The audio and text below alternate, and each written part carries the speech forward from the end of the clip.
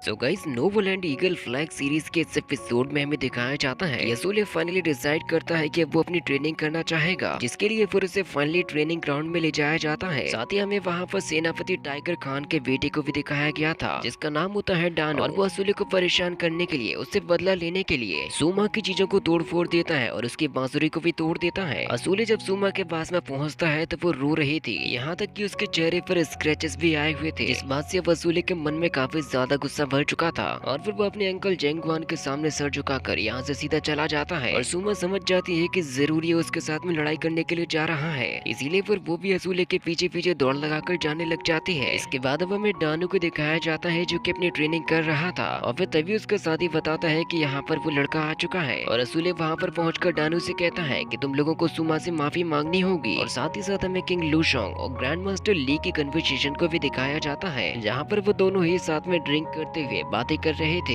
Grand master ली लूशोंग से कहते हैं कि तुम्हारे भाई के जैसा जो तुम्हारा बचपन का दोस्त था, अब तुम्हारे हाथों में केवल उसकी हड्डियां ही बची हुई हैं। मुझे तो लगता है कि जरूरत होगी तो तुम मुझे भी मार दोगे। दूसरी तरफ असूले डानू के ऊपर हमला करने के लिए जाता है, लेकिन अभी वो इतना ज्यादा होशियार नहीं होता, इसलिए मुंह के बल नीचे चला जाता है। यहाँ तक कि डानू असूले को उठाकर भी फटक देता है, लेकिन असूले बिना हार माने ही उसके ऊपर अटैक पर अटैक किए जा रहा था, और अब तो असूले के हाथों से उसकी तलवार भी निकल जाती है। तभी वहाँ पर भागते हुए शूमा भी आ चुकी थी, और दूसरी तरफ डानू असूले को मारे जा रहा था, और कुछ लड़के शूमा को पकड़ के उससे कहते हैं कि तू तो एक नौकरानी है। और डानू असूले से कहता है कि अगर तू हमारा महाराजा बन गया तो तेरी तरह कमजोर और डरपोक हमारा ये पूरा का पूरा राज्य भी हो जाएगा, और अगर तू इस लड़के का ख्याल अच्छी तरीके से नहीं रख सकता तो इसे मेरे पास भेज दिया कर। जिस बात को सुनकर वसूले को बहुत ही ज्यादा गुस्सा आ चुका था, इसीलिए वो अपने पावर्स के साथ में डानू को उठाकर फेंक देता है। और दूसरी तरफ ग्रैंड मास्टर लूशोंग से कहते हैं कि जेंगवान के पास में कोई रास्ता ही नहीं था। तुम खुद ही सोचो कि वो कैसे अपनी मातृभूमि को धोखा देने के बारे में सोच सकता था, क्योंकि जिस जगह के लोगों को उसने अपने हाथों से ही पाला है उनके लिए वो कैसे ही एक गद्दार बन जाता। और दूसरी तरफ वसूले और डानू के बीच में एक खतरनाक फाइट अब शुरू हो चुकी थी, इसमें डानू भले ही काफी ज्यादा पावरफुल था, लेकिन असूले भी हार मानने को तैयार नहीं होता,